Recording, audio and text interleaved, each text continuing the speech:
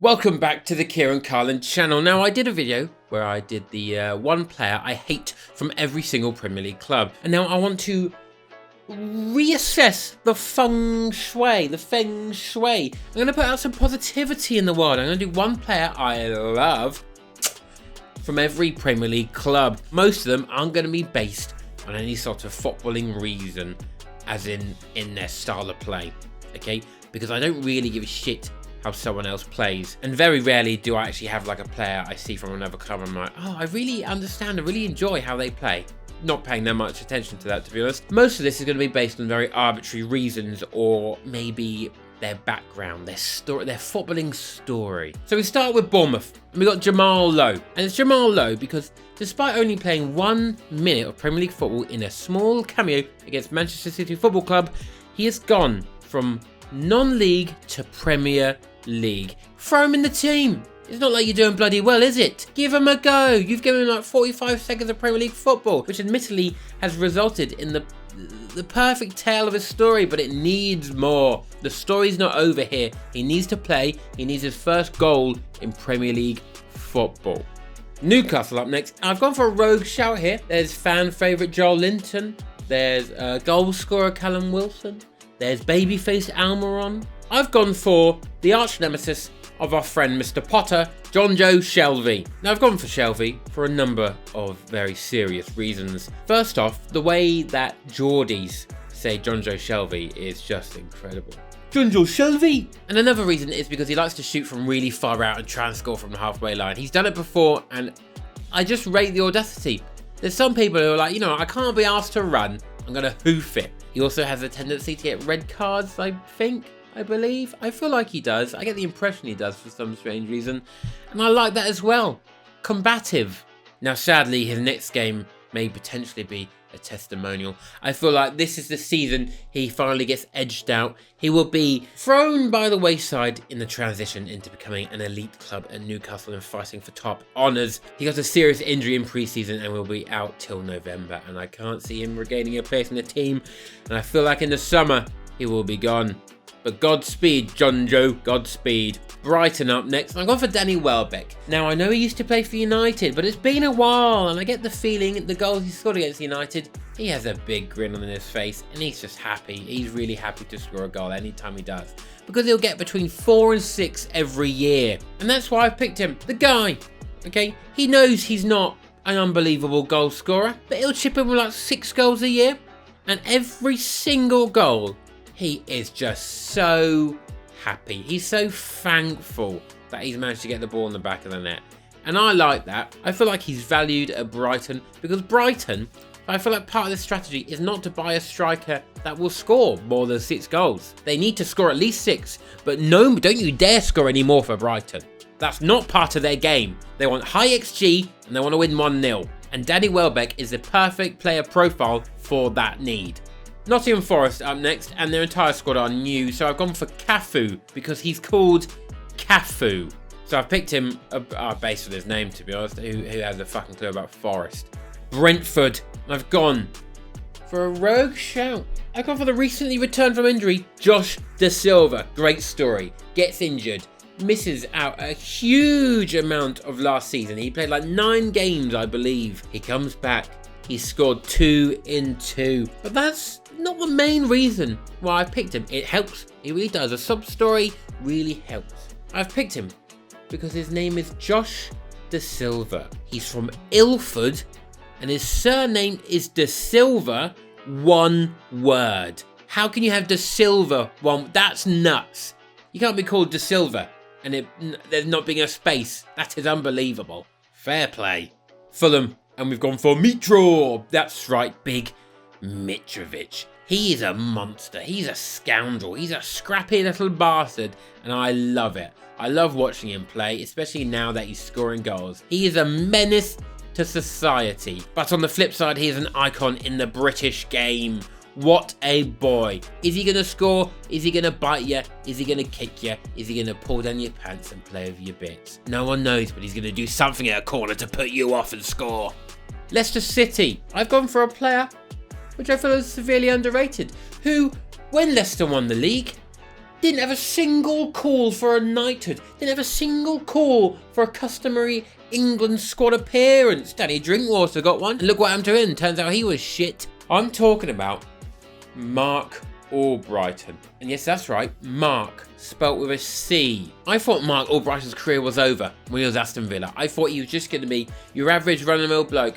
And it turns out he is your average run-of-the-mill bloke. Yet he's won a Premier League, he's won an FA Cup, and he's still here, cracking along, a forever mainstay. He's not been in a club legend and then moving to Nice. Is he, Kasper Schmeichel? That wasn't very captain-like. Crystal Palace, and I've gone for Jeffrey Schlupp. I feel like most of these are half based on their name, but he's called Schlupp. His surname is a sound effect, but also because on like FIFA 13 or 12 or something, his preferred positions were, I believe, left back and striker. That is unreal. How can you be a left back but also a striker? Good enough at both that they're both your eligible positions on FIFA. I rate it Mr. Schlupp. Wolverhampton Wanderers up next, and I know I've got this agenda against Wolves, and you know I didn't pick like a player I hated from Wolves. I picked everyone, and I'm not going to do this time. You know, I'm not going to play the game. So I've written down here for Wolves. I've actually got no one, fucking no one. Fuck Wolves. I did consider picking Ruben Neves because he scores goals from really far away. He's got great hair and a great beard, and he wanted to leave Wolves, rightly so, but then he didn't. You made a silly mistake there, Ruben Neves. If you left, you would have been on my list, which I'm sure is of grave importance to you. Aston Villa, I've gone for John McGinn. He's taken the captaincy of Tyrone Mings. Very well done. But also because he's a small Scottish man and he has tiny eyes. His eyes are just tiny in his head. I feel like they should be a little bit bigger, but they're tiny. They're very tiny eyes. John McGinn. This is how I watch football. I notice people's tiny eyes. Southampton, and I've gone for James Ward-Prowse, obviously the free kick merchant, the set piece merchant, an iconic player for Southampton Football Club. I believe I remember watching him in an under-21s final at St Mary's when I was at uni, and I think he was pretty good. However, I am concerned about the trajectory of his career. The longer he becomes a one-club man and stays at Southampton forever, which is actually the perfect club and he shouldn't go anywhere else, but if he spends his whole career at Southampton, the closer he becomes to Matt Le Tissier, the closer he becomes to believing in insane conspiracy theories, the closer he becomes to being like, you can't say that anymore. Bar rainbow sheep is what they say at school. It's a joke. So if anyone watching here knows James Ward-Prowse, please let him know not to go down that dark Matt Le Tissier path of, rightfully so, never playing for England, because it turns out he was a freak. Thank you. West Ham, and I've gone for an unexpected curveball of recently signed Emerson. And the reason is because clearly he was not wanted and he was a body that has just been brought into West Ham because he existed and he happened to already live in London and was like, yeah, you know, I'd quite like to keep living in London and not move around. Can you pay my wages? And they're like, oh, we can give you close or whatever. And he's like, yeah. He's just a player for West Ham. He's just making up the bodies. And I'll tell you how I know. Let's go on to what David Moyes said about the signing of Emerson, a player that he has signed. We are very pleased to welcome Emerson to West Ham United, said Moyes. He is an experienced player with a good pedigree who has enjoyed great success at both club and international level in recent years. He will give us strong competition in defensive areas and brings a winning mentality that we are looking to build here at West Ham. We look forward to working with Emerson and wish him all the very best in his career with us. This could apply to almost any player ever in the history of football. Wish him all the best in his career with us. You're saying like he's left. That doesn't make any sense. He has said absolutely nothing about Emerson at all. He's just a body who's come in, and I respect that. Eventually, Emerson will do the perfect trifecta of London clubs and end up at Fulham, because that's where people go when they still want to live in London, but they can't quite play at West Ham or Chelsea. Leeds United, and I've gone for posh boy Patrick Bamford. And I mentioned posh boy because he got a hard time for being a posh boy, which I know it's like, oh, who gives a shit? But he got a hard time when he went to Burnley. I think it might have been on loan from Sean Dyche almost immediately, because Patrick Bamford like turned up with like his parents or something on his first day. What's wrong with that? That's fine. Is that bad? I don't like Sean Dyche. I think he's actually an arsehole. But getting on to Patrick Bamford, I'm empathetic for his injury crisis, which happens all the time. I think he's finally found a club after bouncing around clubs for ages in Leeds United, where he's loved, he's appreciated, and he scores goals, and he's vital to the team doing well. And I hope he has an injury-free season, despite, I think, already being injured, and flourishes. Good luck, fella. Everton, and I've gone for the nuttiest man in goal. It's Jordan Pickford. He loves a dance, he loves a tune, he loves a rave. He's that proper northeast raver where it's like they're listening to music from about 10, 15 years ago and it'll never change, and it's really cringy, but I respect it though to continue with it. It's like another decade up there. I love the people, but musically, shit me. What year is it? In addition to being an absolute nut job, he's also one of the few keepers that have saved a Jorginho penalty. He did it in the Euros final, and ultimately it didn't matter. But I was frustrated for so long, and I tweeted about it, being like, it's not hard to save a Jorginho penalty. You've just got to not dive early. He's doing the hop to make you dive, and then he decides during the hop which way he's going to kick it. To do that hop and kick it in the far corner or in the top corners is so difficult. He literally just rolls it to the other side because he's already watched which way you're going and you can't change it. Jordan Pickford stayed on his feet, Jorginho did the hop, and he saved it. Okay, that's what you need to do. Now, Jorginho, every 4 to 5 penalties will switch up and he will just blast it in one of the corners to try and avoid the event of where the goalkeeper has finally cottoned on. But so many of them don't cotton on and they just guess. No, wait. And Jordan Pickford waited. Clever man. Arsenal are up next. I've gone for Granit Xhaka. He came across like a really nice guy in the Arsenal documentary. He's done a really impressive 360 on his Arsenal PR. He went from being booed off as captain, having the captaincy taken away from him. He did a sarcastic clap to the crowd as getting subbed off. He's come back round and he's a valued member of the squad. He's prone to a random red card, and I love that. Right, I don't know why I find that endearing, but it's funny. And also, in similarity to Jonjo Shelvey, so this must be a thing that I quite enjoy, he's prone to just scoring a screamer. I like a centre midfielder, usually more defensive, who occasionally gets sent off for a two-footed brutal tackle, but who also bounces it out with scoring 30-yard screamers. That's my kind of guy. Chelsea, and I've gone for Thiago Silva. The old man turned up in the Premier League and he was like, you know what?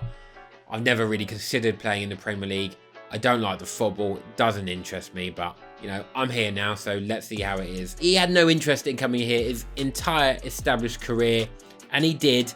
And he's come here and he's bossed it. He's quiet, he's unassuming, and he's everything you want in a defender. So Thiago Silva. Pretty cool name as well.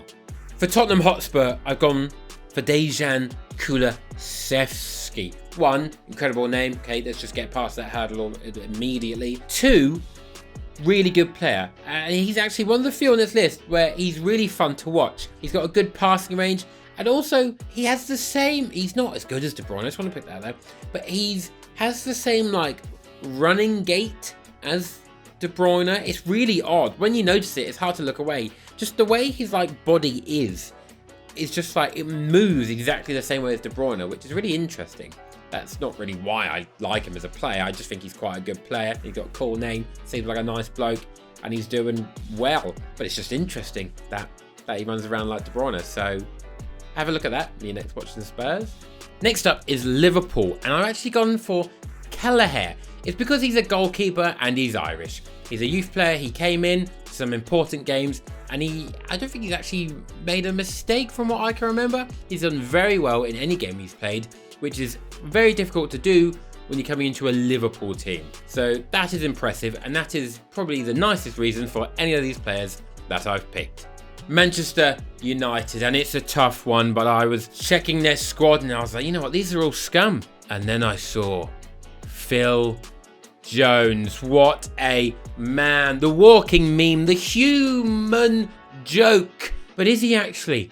He's a human being, okay? Yes, he makes silly faces when he's conceding to Manchester City Football Club and other teams, but mainly that Sergio Aguero goal. Yes, he did that thing where he was like crawling along the floor and headed it, but that's good defending. That's what you want from a defender. You've tripped over and you want him to scramble like a scared spider or a crab that has been successfully crabbed by a 10-year-old in Brightlingsea. So the easy answer to that one is obviously Phil Jones. And finally, for Manchester City Football Club, my current favourite player across them all is obviously Haaland, but that's way too easy, so I'm not going to pick Haaland. I'm also not going to pick De Bruyne. My favourite player to watch is Rodri. I'm playing football in about an hour. Oh, okay, I did have my shirt tucked in, but I went to the toilet a second ago. But I tuck my shirt in when I play football now, because I want to be like Rodri. He's just a safe presence. He uses his arse to back away from people to get off me, man. Get off me. I don't know what it is. He just makes it seem so simple.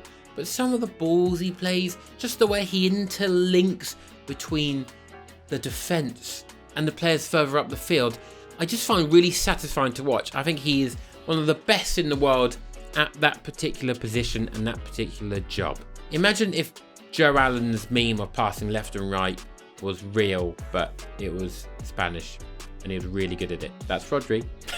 That's all for today. Don't forget to subscribe. I've been your boy Kieran and I'll see you in the next one. Bye.